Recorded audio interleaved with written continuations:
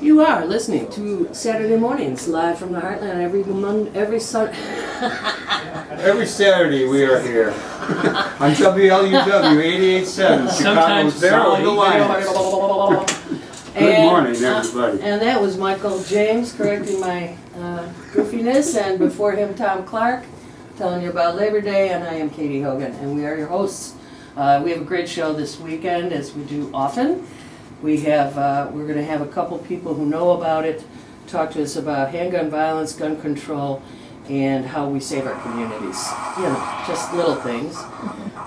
We also have one of our favorite rock and roll artists, neighbors, and godsons, in my case, Cadien Lake James, one of the great founding members of Twin Peaks, great band. So we're going to talk local artistry, we're going to talk world issues, and we're going to start with our banter, our normal rundown of what's happened in the world this week. What do you got for us, Tom? Well, there's a lot of burning in the streets and forests and stuff, unfortunately, going on around the world. We just got news that despite pro-democracy leaders being arrested yesterday, protests went ahead in Hong Kong today. They're apparently pretty violent, and we wish everyone the best in what's a situation that's really heating up.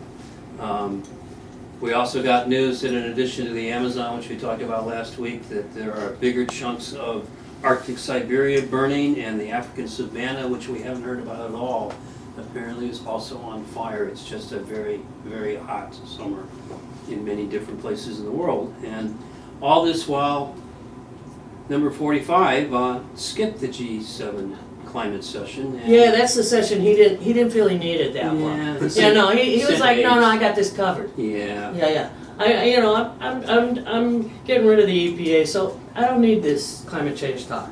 Well, and by the way, that the methane controls that Obama put into place, they rolled back this week, even though the oil companies really kind of want that new equipment because it's more efficient. You get more fuel out the back end if you use some of these controls. But nope, the federal government says we don't need to control methane. Atmosphere can soak up all it wants, right?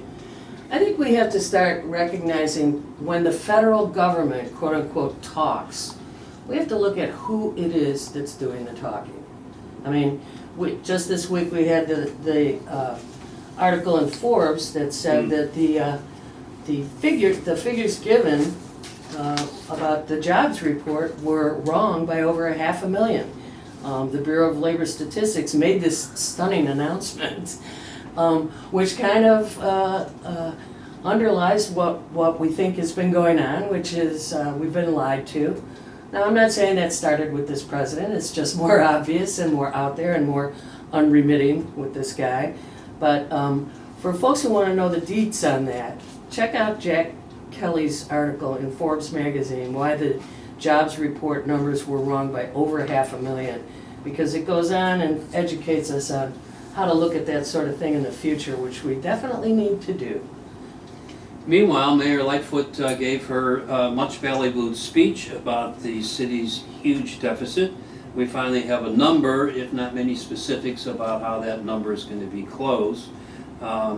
It does kick off her September series of 4 public forums about the budget. She says she's going to listen to everyone as she devises which taxes to push for in order to close this gap.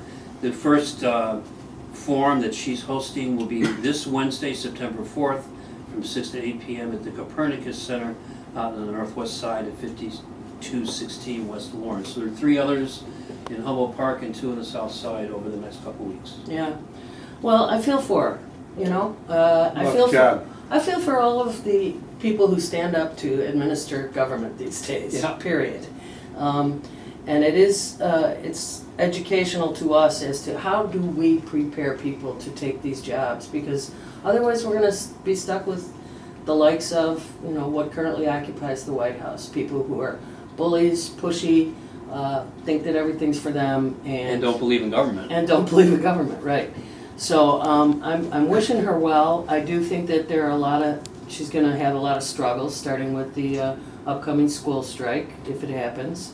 She did tout some solid achievements in her first 100 days, ethics and contracting reforms, hemming in aldermanic prerogatives, no more Ed Burke running workers' comp, hiring freeze, some signs of lost support with school strike looming, and progressive groups did give her a D. It was pretty heavy that they gave her D's and F's on things. They were not very complimentary at all. Well, as we mentioned last week, I think part of the angst is that she basically borrowed the idea for a real estate transfer tax increase to pay for housing and homelessness to pay for general city services. So she liked their idea, but not for the purpose that they proposed, and they're feeling left out. After she promised to really help them. She is going to have to do something about the pension, and clearly this is a statewide problem, and it'll be interesting to see how this develops around increased sales tax on services or some other mechanism to deal with this really burdensome pension debt that we just didn't take care of for 10 or 20 years, Right. and now it's caught up with us. Yeah, and I mean, people have to understand that exact fact. This pension crisis started 40 years ago almost. And anybody who's in office in Springfield for more than the last 5 years owns it. They own a piece of it. And there's just no getting around it, and they all should be put in a room like old Mayor Daley used to do, lock the door, and come out with a solution. No more paychecks for you guys until you fix this. We tried that. We Yeah. tried that under in the first years of Brodner, and it just unfortunately unleashed him to do what he wanted, and made our state representatives a little nervous about their bottom line. But serious issues need serious attention, and I'm sorry, fellow citizens, we have to be part of it. Otherwise, they're going to run roughshod over us as they have. The thing on Johnson & Johnson thing. Johnson & Johnson was like a home, feel-good Baby powder. baby You can still powder. smell that baby powder. Yeah, baby oil, baby oil.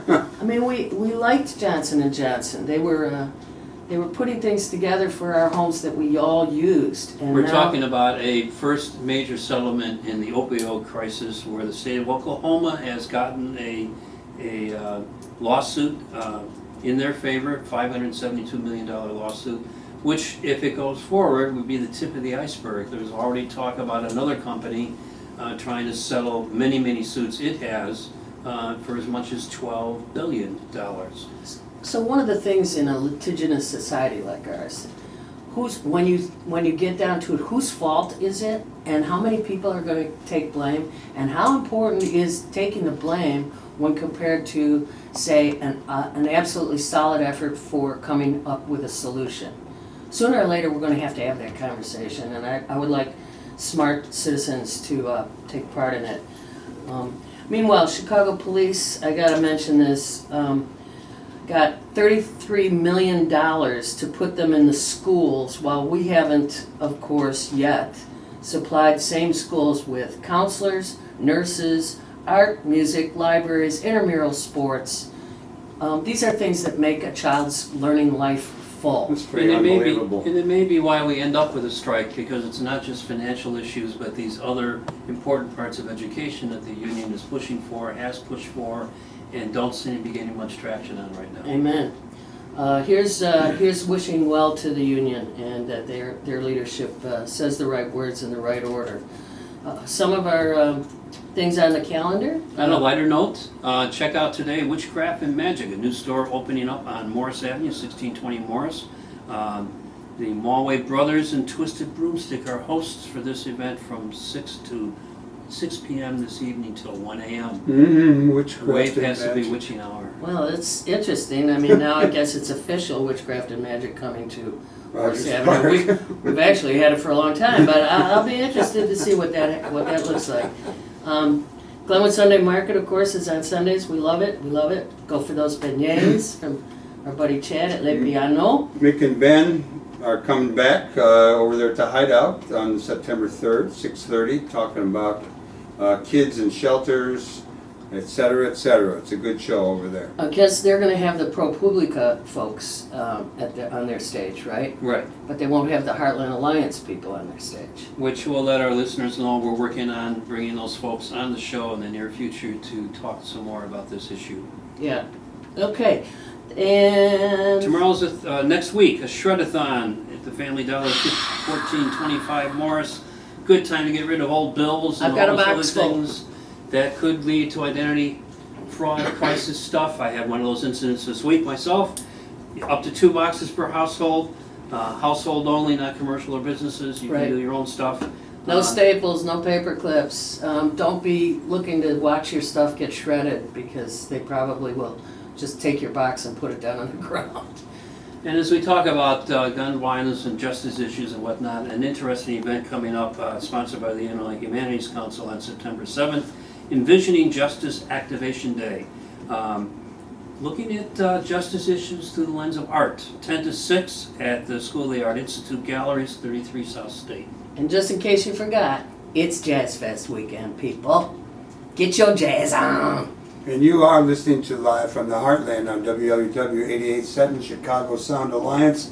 And how about a little Eddie Palmieri? Yeah.